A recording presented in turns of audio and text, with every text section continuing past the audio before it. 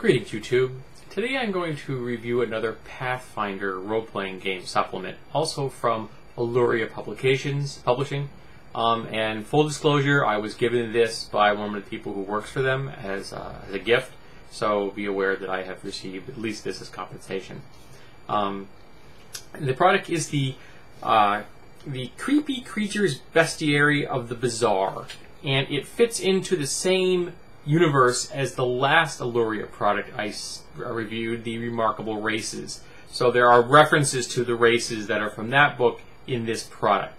But they're not anything that's going to make it so that anyone couldn't just lift any of the creatures from this and use them in any Pathfinder setting or any 3.5 game without missing a beat.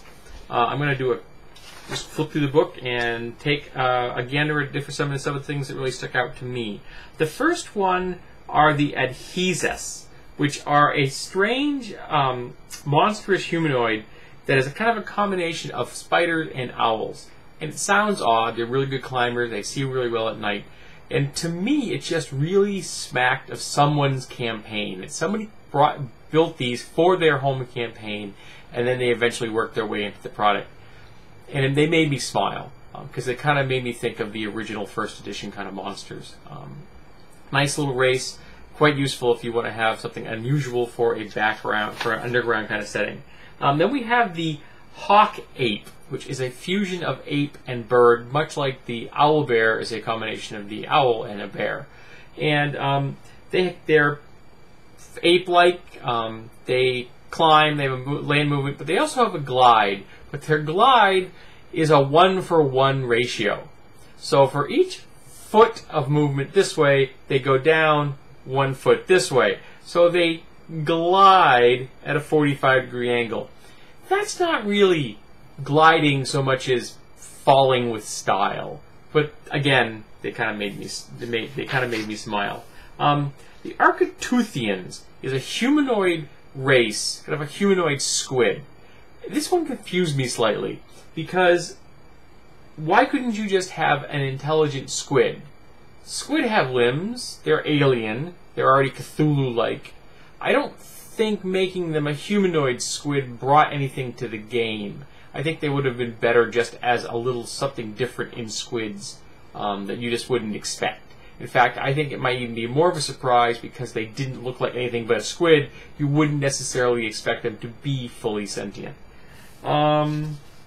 The burrow bat, which is a bat that burrows its way into graves, and it's a normal animal, but it is diseased and filth-ridden. I thought that was kind of cool.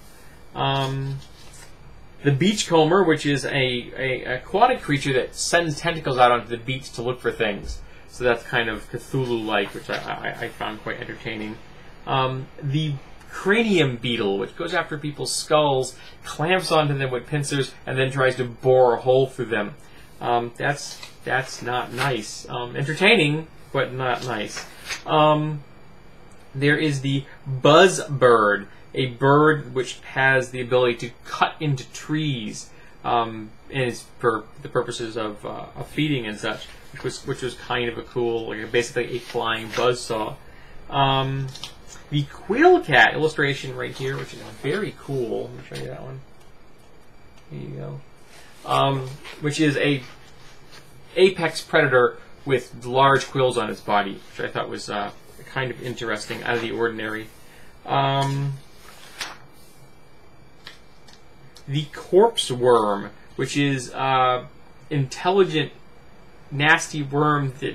It's like a lamprey that's got brains and arms. Creepy, man. The arcane doppelganger, which is a doppelganger which has a focus on magic, which is kind of nice. If throwing something into the mix for your players they might not be expecting. A number of drakes and dragons, of course. The ectoplasmic stalker, a skeleton covered in ectoplasmic goo. Missile weapons that are medium small stick to this goo, and it causes them no harm whatsoever. Weapons hitting them can get stuck in the goo, and they can project their goo into a square and stick things to the ground. You know, people are stuck. They immobilize them. Great combat control. Send these things in, they pin people down, and then normal skeletons or undead come in after them. Very nasty combination. A hammer trunk elephant, an elephant that has a hammer-like ball on its trunk, like a glyptodon or an ankylosaurus. I thought that was kind of entertaining. The eye parasite, a little eye about yay big, with little tiny eyes on the outside. It's a miniature beholder, essentially, that paralyzes people, controls them long enough to burrow its way into your skull, so it's looking out of your skull, and then it uses you as a puppet. Yeah. What else do we have in here? The Frogodile, a crocodile which can leap out of the water at you. Nice little surprise for people. Even if it is a normal animal, they're not going to be expecting a crocodile that can leap at them out of a river. That's going to throw them for a loop, if you will. The Gnome Hunter, which is a type of magical beast, kind of like a large shrew, which specializes in hunting small humanoids. Not a good thing if you're a small humanoid. The Ammunition Golem, a boulder fired from a catapult, and when it lands, it turns into a small golem, which then wreaks havoc inside the keep or the city where it's landed. That's clever. To sow some chaos, man. You can never sow enough chaos when you're in combat. A hair golem, kind of like a low-level kind of golem that would be the first project an arcane caster might come up with, and just disgusting if you've ever cleaned a drain out with long hair. The Jungle Griffin, combination of tiger and an eagle, which is cool. Then they have this called a Garangoth, or Gurengoth, which at first it was like a fish crocodile. My wife commented and go like, that author really likes crocodiles, don't they? And at first I'm like, yeah, okay, it's a combination creature. But it can destroy water with a magic power, and then induce thirst in people, so that they are then drawn to the water to drink, to get it closer for the kill. I like that. It was something that I didn't think of initially. A coin golem, which is essentially, well, it's kind of like a coin ooze, that it's just a pile of coins, you get close, it falls on you, and then tries to kill you. It uses other coins to help heal itself. It's basically the evil spirit of a Numistian from the Remarkable Races book. Very clever and a nice build on another race. The Halbistinian horse, which is essentially a horse with kind of dragon-like characteristics. It's got really large, forward-pointing horns. Very powerful steed for an upper-level character. Be very useful. Even though it's an ordinary animal, it's quite powerful in one. The Iron Horse, a golem designed to be used as a steed of a powerful knight or fighter of some variety. The Winged Medusa, not as smart as a regular Medusa, but they can fly and they're bestial in nature. They've got constriction and flight and bites and stings, and gonna not be something your characters are expecting. The Burr Monkey, a monkey covered with quills that launches itself at the players. A little absurd, but not a tactic they're going to expect either. And that's always a good thing to throw at characters, things they are not going to expect. The Glacier Ooze, an ooze that looks like ice. So it sets itself up as a pool of ice. People walk across it, fall through the ice until they're inside the ooze. Not a good place to be inside an ooze. The Destroyer Relic, built off of the kind of tiki stone golems from the Remarkable Race. This is kind of a full-fledged military version designed as just a combat weapon. The Slugmen, which made me smile as well. Kind of like very similar to the Ziff from the last book, The Remarkable Races, except they're snails, these are slugs. The Serpian, which is a scorpion/serpent combination. Got a bite, it's got a sting, got two pincers. I like combo animals like this, very much the Greek kind of thing. Makes me think of the first edition D&D.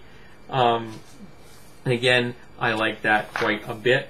Halfling Bane spiders. Spiders that specialize in hunting halflings. Their poison is bad, but if you're a halfling, it's worse.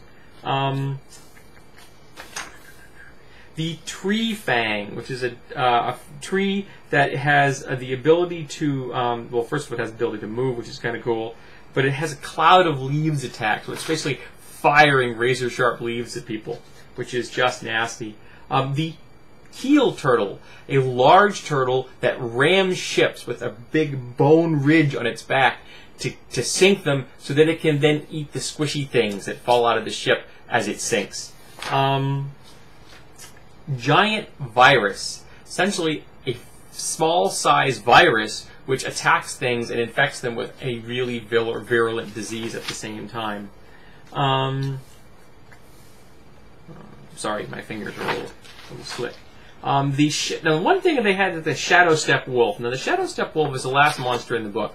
There are a number of appendixes in the back by terrain, by critical challenge rating, rather, and quite useful for figuring out how you want to use the monsters. Just a quick reference. But the wolves I just meant, the Shadow Step Wolves, they can move from shadow to shadow. They have the ability to create darkness at will. Useful. They're blind and they have blind sight. Again, not necessarily a bad thing. But if you're blind, you can't see darkness. You can't see shadows. How do you tell where the shadows you just made are so that you can then use your teleportation ability to get from one shadow to the next? That one confused me a little. It was the only monster in this book that I was really kind of like, I don't know how you use this one. The rest of them are definitely worth your time to take a look at. If you want something different, you're looking for something that your players have never heard of. Well, of course, they've heard of it now. Sorry about that. And it's just...